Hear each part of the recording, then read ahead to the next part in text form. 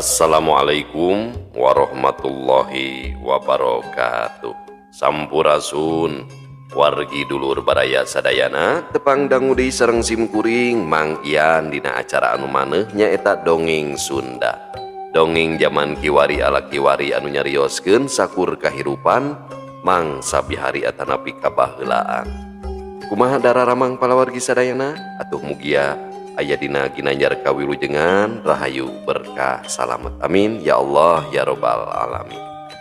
Dina wangkid ieu simkuring sejam midangkeun hiji jejer carita anu judulna Ratu Jin Toloheor karya Kang Rompis 2. Kumaha saterasna ieu lalakon Ratu Jin Toloheor sareng nyimimi ulah ka mana-mana tetep di channel Kisah Tanah Sunda. Namung sata acana dilajeng kade ulah hilap anu teu acan subscribe mangga di subscribe heula supados tiasa kenging notifikasi kanggo jejer carita anu salajengna. Anu parantos subscribe simkuring ngahaturkeun debu nuhun laksa ketika bingahan mugia sing tiasa janten rencang hiburan palawargi sadayana dina setiap aktivitas anu nuju masakna, anu nuju di perjalananana nya, nu di kiosna, di padamelanana bari ngajahitnya seueur ningal tempat konveksi bari ngajahit bari ngopingkeun dongeng cenah. Ulah hilap oge di like di komen supados aya interaksi di antawis urang sadayana sareng di share dibagikeun nya atuh mugia wasilah palawargi sadayana nu share ieu dongeng Sunda khususna di zaman kiwari biasa nanjeur deui amin. Supados teu nyangkolong ting kana waktos hayu urang sami-sami ngabandungan ieu lalakon Ratu Jin Toloheor mangga kaparoyun sadayana wilujeng ngadangukeun prung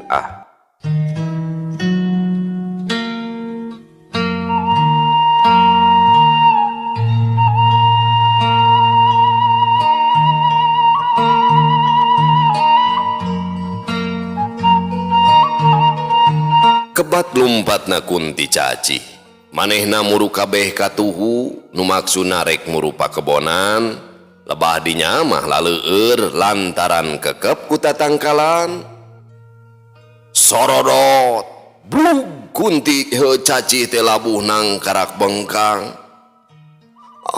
Tobat yeung bujur uing nyeri kieu alah hulumi nepi ka lungleng asa ngubeng. Kunti Caci nguniang hudang teu sirikna rumanggiung. Ari Kusnadi anu ngudaga Kunti Caci geus anjog ka lebah dinya, inyana ngerasa reuas basa ningali Kunti Caci sungar sengir kawasnahan ka nyeri teh. Kunaon nyai? Ceuk Kusnadi gentak nyampeurkeun ka Kunti Caci. Kunti Caci teu nemalan ukur pupuringisan nahan ka nyeri.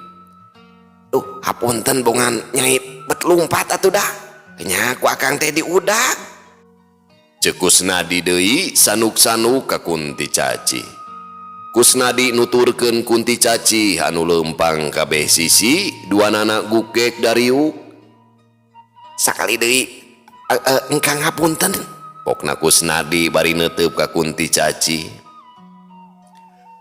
Uring lumpat sieun dipergasa ku akang. Tembal Kunti Caci malik neuteub ka Kusnadi.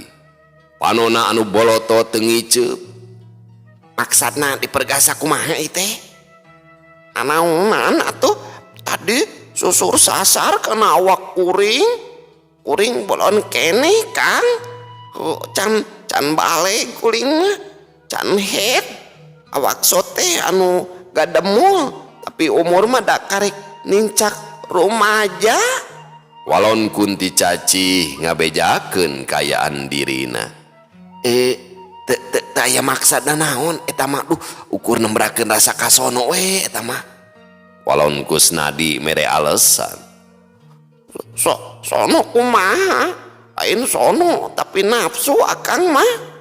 Aya nu sono ni sagala diragapan, sagala dipencet. Amekan we kawas kebo ni hae bulu kumuut kuring nepi ka pating sariak pamali kikituan teh akang. Kunti Caci amok cenah ka Kusnadi di ditu nama.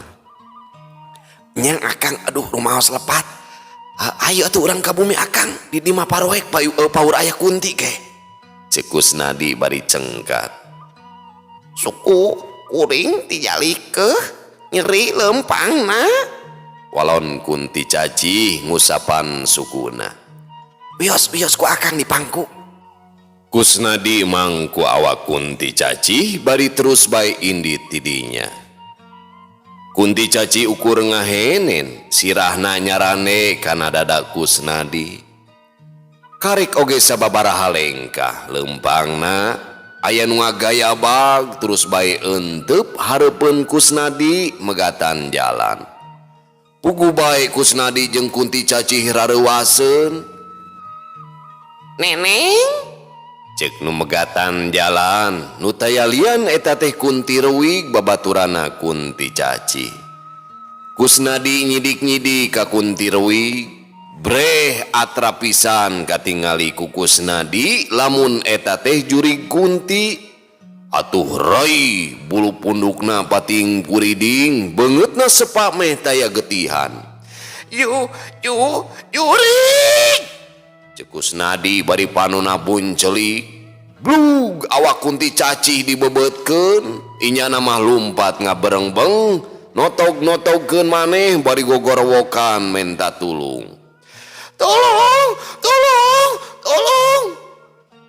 Sora Kusnadi tarikna keranan meupes kasimpe mangsa peuting. Kunti Caci nguniang hudang, panonna neuteup ka Kusnadi nu ngabecir lumpat. Nanaonan ilaing teh reuwig ngadon megatan jalan ngaganggu kesenangan batur. Ceuk Kunti Caci bari ngeprukan bajuna nu kalotor. Hor, saha nu ngaganggu ka ilaing neneng? Kapan ilaing nita ulin ka dieu ka uing?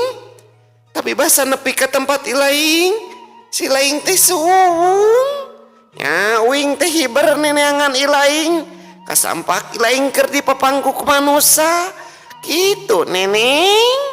Tembal Kunti reuwig ngeceskeun dirina pangna nepi ka lebah dinya. Saat adina mah uing teh arek dibawa ka Matoha jeung ka Patoha reuwig. Ke saha eta teh neneng? Kunti reuwig panasaran. Calon mitoha uing reuwig kaburu ilaing ka dieu megatan jalan, caluna kabur sieuneun ku ilaing. Tembal Kunti Caci nyalakeun ka Kunti reuwig. Geus nyaho uing neneangan ilaing neneng, tapi asa aneh uing mah. Nah, ku ilaing mah manusa teh teu sieuneun. Ari ku uing langsung kabur. Alasan mah banget uing jeung ilaing teh pan sarua geulis nah neneng. Beda si teh reuwig banget ilaing mah buladi tara disusu. Ninggeus mangke deui ngawadulna di tempat uing heuh. Di dieu mah pan sakieu paroekna sok loba juri. Ceuk Kunti Caci bari ngalengkah indit ti heula. Kapan urang duaan teh sarua ririwa neneng? Piraku aya ririwa sieun ku ririwa, aya jurig sieun ku jurig. Mararodel teuing ilaing mah neneng. Pokna Kunti reuwig bari nuturkeun ka Kunti Caci. Poho ing teh reuwig kalilaan hirup deket jeung manusa jadi limpeuran. Kunti Caci nyikikik seuri. Dua Kunti pating dari leumpang bari aluprek ngobrol teh ngomong ke naon ngobrol ke naonnya da biasa awewe mah teu jelema teu Kunti ngagarosi palawarginya. Dina poe isukna sakira wanci pecat sawed, Ratu Arum geus mulang ti Pasir Panjang ka imahna ge dianterkeun ku Jang Sugih lantaran loba pisan babawaanana. Pamahanan ti pamangku hajat nyaeta Raden Tejakusuma. Salian kadaharan Ratu Arum oge menang duit anu kawilang ngucekil. Ari jang sugih teu ka imah heula langsung balik deui. Ari Bahkune jeung Amu Esin ukur colohok ningali kana babawaan anu sakitu lobana teh. Sanggeus disalin bajuna, Ratu Arum kapawon deui geek diuk dina jojodoh. Cag kana kadaharan kabeh ditinggalian taya nu kaliwat. Gap kana ancak pipiti badag aya kana limana kabeh ditinggalian ku Ratu Arum. Bahkune jeung Amu Esin ukur mencerong kana pola anakna teu wanieun saban geureuh. Nyi Iting nu kabeneran ngaliwat ka lebah imah Amu Esin gentak bae unggah. "Sugante ilaing can balik Mimi," cek Nyi Iting bari geek diuk. "Pasti balik sate Iting, moal hade cicing heuteun imah batur. Ilaing mah ku apal lamun uing geus balik sarta mawa sabangsa ning kadaharan teh," tembal Ratu Arum bari mukaan sakabeh wadah opieun. "Har, kuring mah lain moro kana bawaana sia teh. Ningali ilaing geus balik oge geus atoh," tembal Nyi Iting ngarasa tugenah dumeh dituding ukur muru kana bawaan Ratu Arum. Ratu Arum teu ngomong deui, manehna keur misahkeun ancak. "Ieu kanggo Abah ieu hiji, kanggo Amu ieu hiji. Ulah wara diseepkeun sekaligus. Sesakeun kanggo siang sapali bili kamerkaannya," cik Ratu Arum mikeun ancak ka Bahkune jeung ka Amu Esin. Ancak ditarima ku Amu Esin tapi inyana rada jamedud ngarasa keheul ka anakna dumeh ancak kudu disesakeun keur beurang saware. "Tah keur ilaing hiji Iting nganu amisna mah moal dibere ku uing heueuh," Ratu Arum mikeun ancak ka Nyi Iting. "Nuhun Mimi." Walon Nyi Iting satadina mah meureun arek menta nu amis ka Ratu Arum. Hanjakal Ratu Arum geus heula wakca moal mere opieunana. Amu Esin muka tutup ancak. Panuna buncelik sabab ningali daging munding jeung lauk anu sakitu garedena. Komo asin betokna mah nampah leungeun gedena ge. Amu Esin heuh kaisinan geus goreng sangka tadina mah ka Ratu Arum. Satadina mah nyangka kumed, nyangka pedit, sing horeng bener pisan lamun ancak eusina kawilang loba moal beak dihanjak ku sorangan. Ari Nyi Iting terus bae amitan balik bari mawa ancak ti Ratu Arum. Brak bae tiluan dalahar Bahkune jeung Amu Esin daharna nyaresa. Beda jeung Ratu Arum saancak beaku sorangan. Cacap tina dalaharna Ratu Arum mikeun duit ka Amu Esin. Duit teu sirikna dirontok ku Amu Esin sabab duit gede pisan pangajina. Dina wanci tengah peuting Ratu Arum geus ngaleungit di kamarna manehna ngablesat ngajomantara rek indit ka nagarana. Teka catur lalampahanana Ratu Arum geus nepi ka karaton sup bae ka kamarna. Dina kasur Nyi Mimi keur ngagebras sare.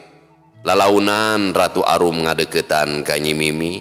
Kulusur leungeun Ratu Arum kana beungeut Nyi Mimi. Nyi Mimi ngulisik panona lalaunan beunta rurat reret nitenan kayaan didinya. Barang red ka Ratu Arum Nyi Mimi ngarenjag. Inyana langsung ngorejat hudang. Panona buncelik nutup ka Ratu Arum. Panon Nyi Mimi gigisik bisi bae keur ngimpi tapi tetela jirim anu tambleg dirina teh aya keneh didinya.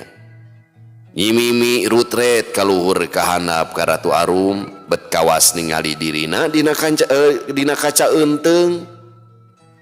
Ari Ratu Arum ukur ngabelenyeh seuri ningali pola Nyi Mimi gitu teh.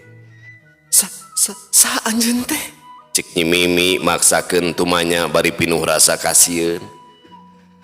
"Tong sieun Mimi, kula teu boga niat jahat ka anjeun," tembak Ratu Arum. Nya sa anjeun teh? Eta rupa anjeun sarua pisan jeung kuring," cek Nyi Mimi tumanya deui ka Ratu Arum. Hek, kukula arek diguarti mimiti ngarah anjeun teu panasaran. Pokna Ratu Arum diukna ngised leuwih deukeut ka Nyi Mimi.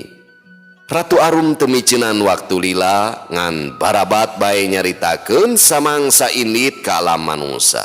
Tug nepi ka danget harita kabeh diguar taya nu kaliwat ku Ratu Arum. Tah kitu lalakonna mah Mimi? Ratu Arum nutup caritana.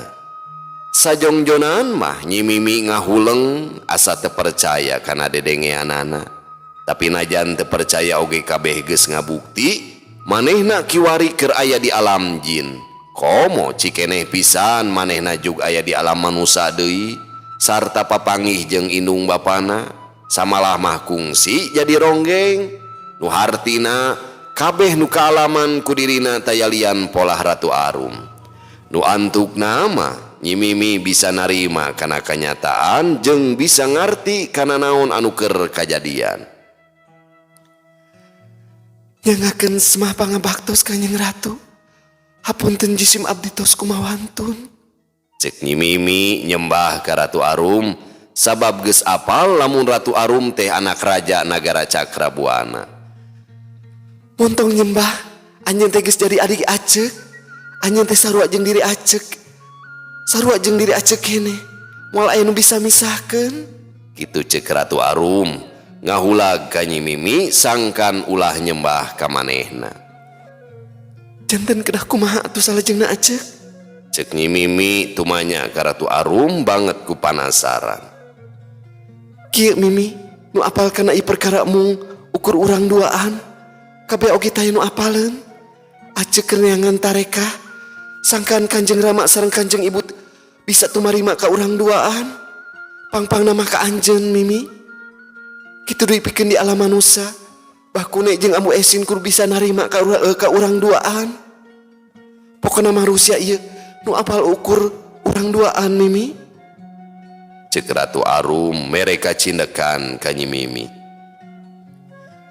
Kahartos pisan acek. Dupi ayeuna bade kumaha? Nah acek bade di dieu. Teras isim abdi mulih di ka alam manusia. Ngan edas eta acek mah di alam manusia janten ronggeng geuningan. Dugi ka abdi ngibing. Samangsa kedah ngengklek teh. Duh.